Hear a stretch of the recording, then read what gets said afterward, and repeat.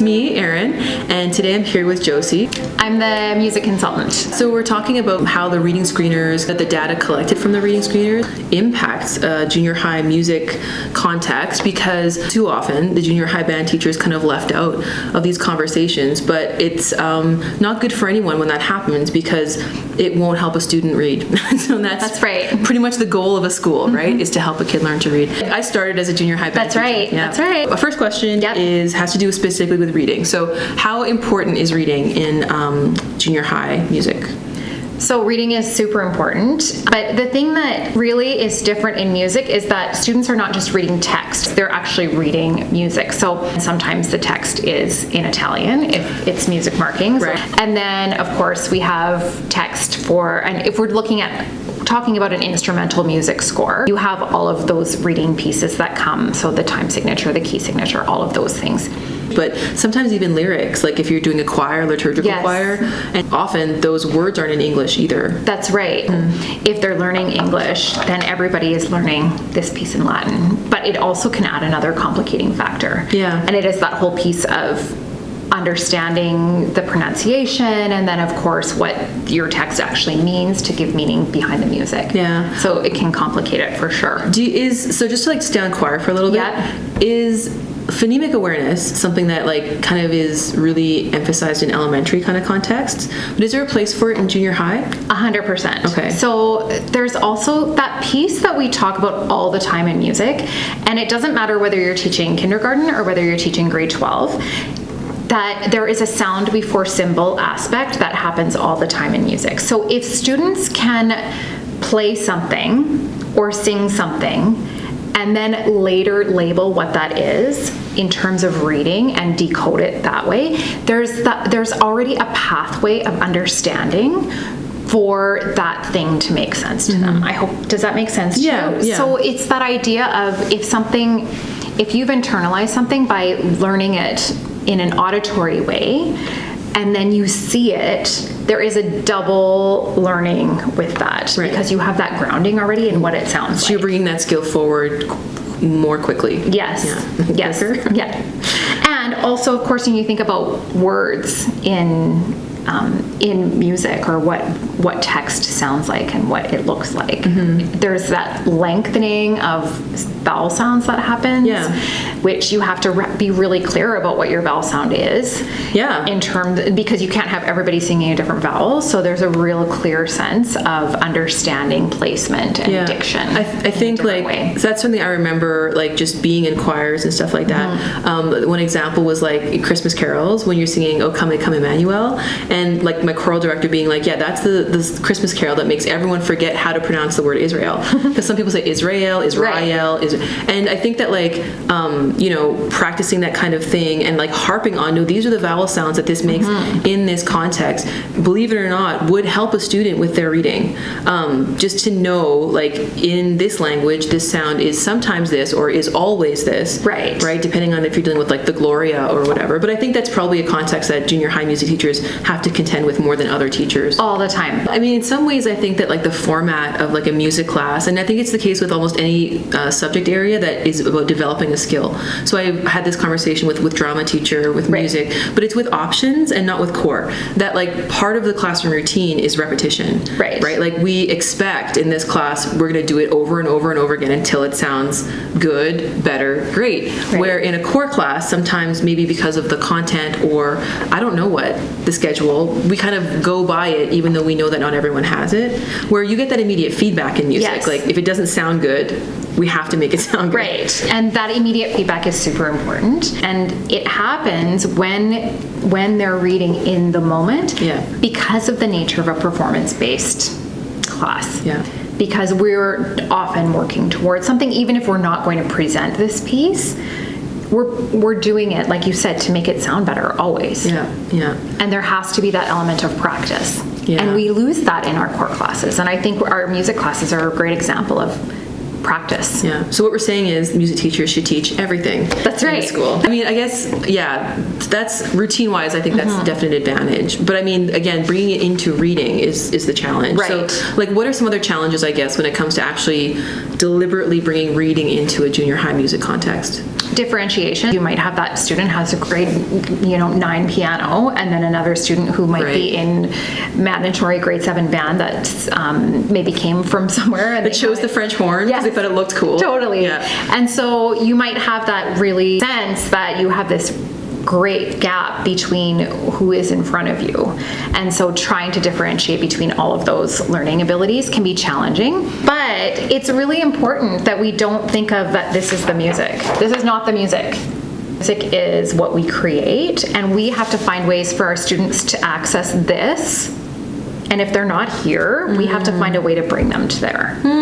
So we still want them to play because we want them to feel like they're making music, but maybe they're not here yet, and we're building reading over time. Yeah.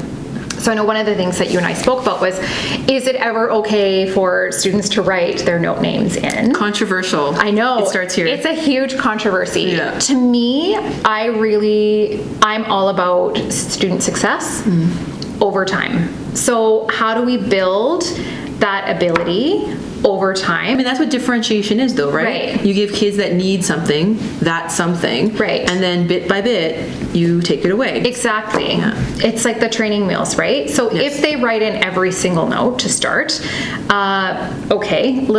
probably overboard. On this page, there's like 3 Ds in a row. Right. It's just like, okay, great, good for you. You wrote the note names down. You don't need the 2 Ds. Erase them. And your challenge, kid on oboe, it's challenge enough, is... I was just going to say, they can probably read this if they're playing the oboe, but never mind. I'm sorry, I picked the oboe player. Right. Let's pick on the trombone for reasons that but like to say that you don't need the next 2 Ds, like push yourself to remember that since the note doesn't move, your hand doesn't need to move either. That's right. Yeah. It is kind of funny that we would let a kid circle an accidental, but not, write down D if they did. Yeah. And then maybe they're only marking the ones that they're then eventually having a challenge with, or the ledger lines. Or it's important to say that, like, it's not like the best musician never writes on their music. Right. But it also could be like, well, what about photocopying? What about whatever? But we're talking about specific supports for kids who need it. So like you said, your grade 9 piano student doesn't need to be scrawling note names. They won't be, right? So it's not like you're making 5 copies for every kid. You're making it for those struggling readers that, honestly, you can probably pick them out without the TOSREC data, but that might also help. That there is probably a strong correlation between those kids who can read well independently English text and kids who can read music well. Because we're borrowing like the pathways in the brain. It already exists for them. It's the kids that don't have that we want to focus on. And another great way to practice that, of course, is to sing the note names instead of playing. Sure. Right? Yeah. And I know sometimes we talk a lot about singing in instrumental music, how important it is to develop that inner ear and tuning. And then eventually they'll be able to read these. This is pretty straightforward. Yeah. And we do know that the way to play an instrument in tune is to be able to sing it in tune. And if you make it, at first they'll be like, what? We joined band, so we don't have to sing. But if you make it just part of your practice, I know lots of junior high music teachers who have done that, and they're totally successful doing singing in instrumental music. And then time. Always. Time is always a thing, and especially in our options classes where we don't have the time that we used to have. We can sometimes get caught up in that stressful situation of thinking like, we have a concert coming up, I don't have time to teach that. I don't have time to differentiate that and teach that. Yeah.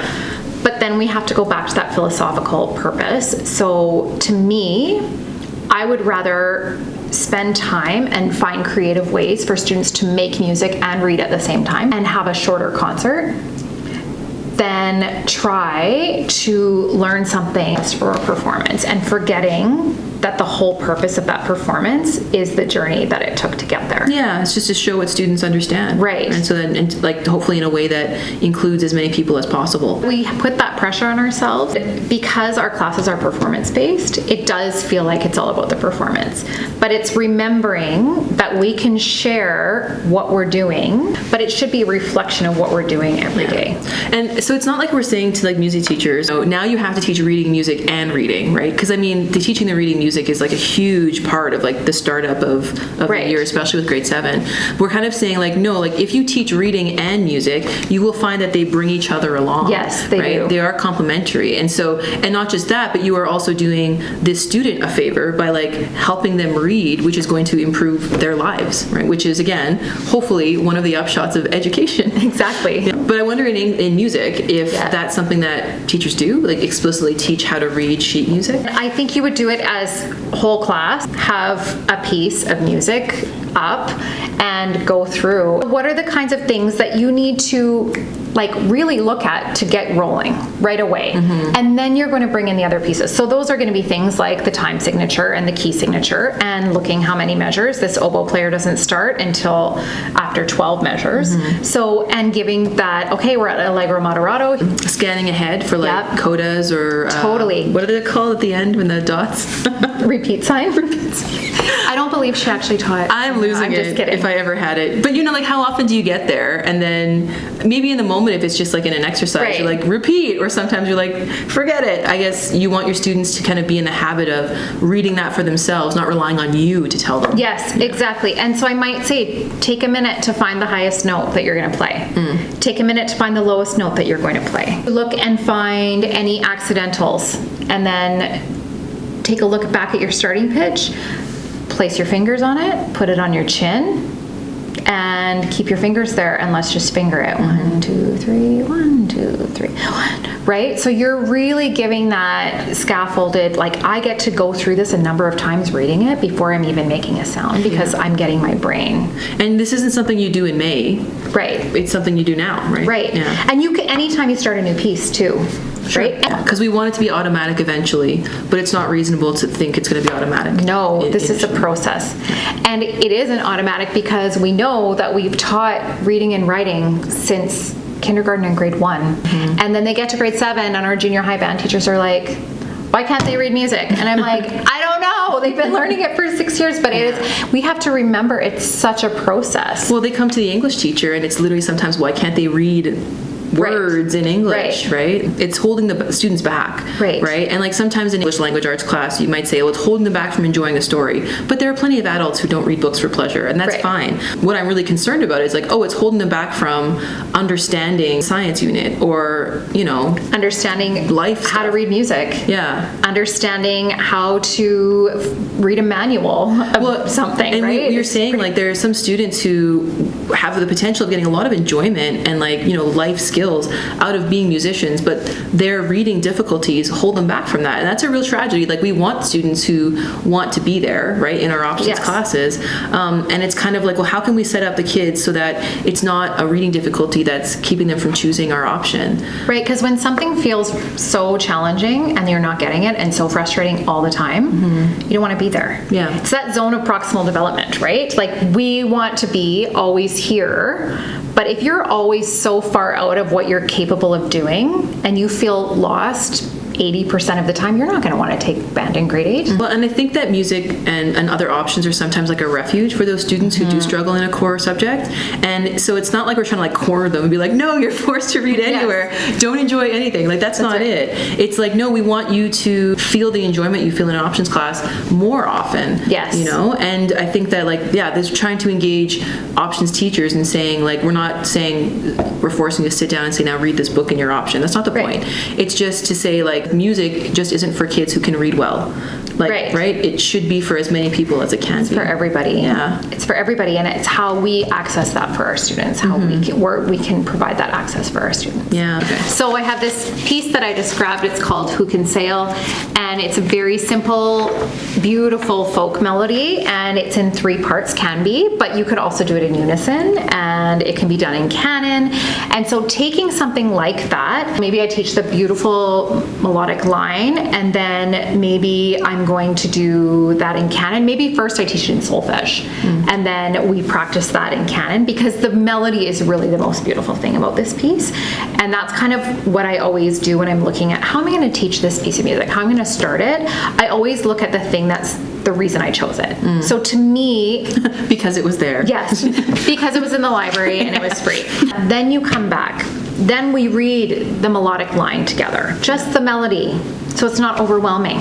Yeah. Then we all read the bottom line together, all of us together.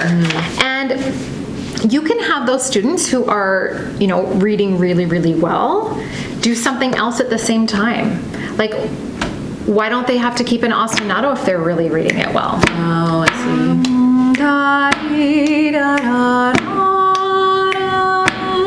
Because that's hard to do two things at once, Yeah. but we have to do that as musicians. So allowing those layers of musical learning, but really layering it in terms of where students are at. You're bringing like every kid forward, but knowing that they're all kind of starting in a different place. Right. Yeah. And you want to make sure that your students who read really well are also challenged. Yeah. So it can't just be like, I'm going to sit here and name all the notes, because they could do that in 2 seconds and be like, this is so boring. Because so giving those opportunities for different levels of reading is going to allow all students have an access point, because it's like you said, we want students to see themselves as musicians. Yeah. I kind of liken it to being fit.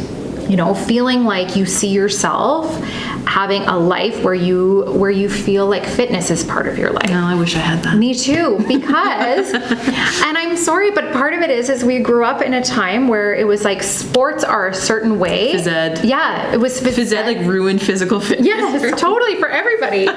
Because, and I hope the band teachers can relate, but like I just always felt like I don't see myself in this. Yeah. I'm not a jock. I don't want to play on a team. I don't want to do, like, I was a music nerd. So like, I don't want to do that. Yeah, same. But had I done something where somebody said, like walking by yourself is actually a form of exercise, I would have been like, oh, I can exercise. One of the questions I was going to ask was like things that you would recommend moving away from to make space for reading in a classroom. Right. And just from what I'm gathering, like one of those things, and this is probably true in like every subject because it has come up in like different with other consultants, is moving away from everyone's doing the same thing at the same time. That's right. That's tricky. But you have to it's music, so you have to do it at the same time. Yeah. But what you're asking them to do is not the same thing. So they're doing something at the same time because it's timed. Right. And that's the whole thing. Music has duration and it moves.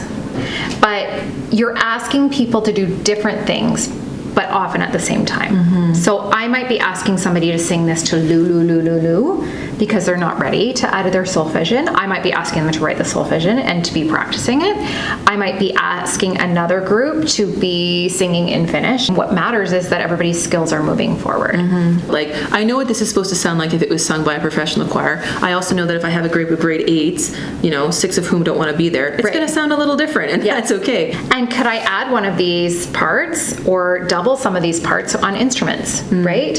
That too. So really allowing for that piece of like reading comes from all ways, all places. Be the gym teacher you wanted to see in the world. That's right. I think that too, like personally, my experience as a teacher, there's so many times where like the tool or the text like decides for me, and it shouldn't be that way. Like my own personal struggle has been with Power Teacher Pro as a core teacher, right? Letting that shape my behavior when it's like, this is supposed to be serving me, not the other way around. Right. And I guess it just never occurred to me until this conversation. So thank you. Like how our texts do that as well, right? They shape our behaviors when really only the curriculum should be shaping my behavior. Right. Yeah. And the students in front of us, because they're the lived curriculum, right? It's like, and I always say to my teachers when I'm working with them, I'm like, the music police are not going to show up and say, you only did this in 2 parts and it's written in 3. Yeah. Like, unless you're going to a festival or something and somebody has the score in front of them and really is noticing. Yeah. You're doing something so that students have a musical experience and they're learning, and you're covering the curriculum. I just think about how like band is tied to like the military, like marching bands, and that rigorous kind of everyone. But really, like your curriculum is kind of pointing more to creativity and enjoyment and just those building blocks. It's not saying now go play taps. Right. Well, thanks for taking the time. Yeah, thank you. Thank you for being here. You had no choice, but thanks anyway. And you have a choice. Yeah. See you next time. Okay, thanks.